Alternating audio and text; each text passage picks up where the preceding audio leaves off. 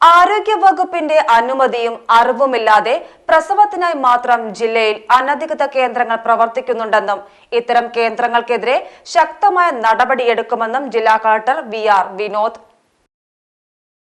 ആരോഗ്യവകുപ്പിന്റെ അനുമതിയും അറിവുമില്ലാതെ പ്രസവത്തിനായി മാത്രം ജില്ലയിൽ അനധികൃത കേന്ദ്രങ്ങൾ പ്രവർത്തിക്കുന്നുണ്ടെന്നും ഇത്തരം കേന്ദ്രങ്ങൾക്കെതിരെ ശക്തമായ നടപടിയെടുക്കുമെന്നും ജില്ലാ collector V R. Vinod Malappuram collectorate conference ഹാളിൽ ചേർന്ന ജില്ലാ ആരോഗ്യ കുടുംബക്ഷേമ സൊസൈറ്റി എക്സിക്യൂട്ടീവ് കമ്മിറ്റി യോഗത്തിൽ അധ്യക്ഷത വഹിച്ച് സംസാരിക്കുകയായിരുന്നു അദ്ദേഹം.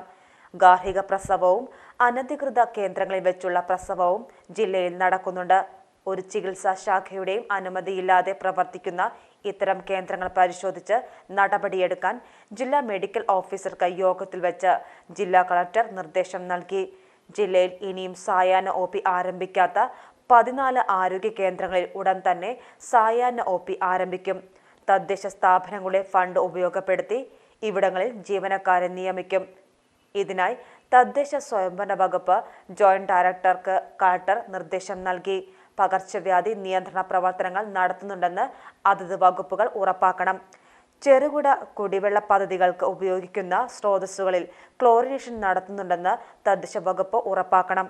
ഹോട്ടലുകളിലും മറ്റു സ്ഥാപനങ്ങളിലും ഉപയോഗിക്കുന്ന കുടിവെള്ളവും ശേഖരിക്കപ്പെടുന്ന സ്രോതസ്സുകളും ഹെൽത്ത് ഇൻസ്പെക്ടർമാർ നിശ്ചിത ഇടവേളകളിൽ പരിശോധിക്കണം. ജനനി സുരക്ഷാ പദ്ധതി ആനുകൂല്യങ്ങൾ നൽകുന്നതിനായി ജില്ലയിൽ നിന്നും തെരഞ്ഞെടുത്ത സ്വകാര്യ ആശുപത്രികൾക്കുള്ള സർട്ടിഫിക്കറ്റുകളും യോഗത്തിൽ വിതരണം ചെയ്തു. ജില്ലാ മെഡിക്കൽ ഓഫീസർമാരായ doctor R. Renuka, doctor Hanna, doctor MG Shyamala, NHM ജില്ലാ programme manager doctor TN Anoop, വിവിധ വകുപ്പ് ഉദ്യോഗസ്ഥർ തുടങ്ങിയവർ യോഗത്തിൽ സംബന്ധിച്ചു.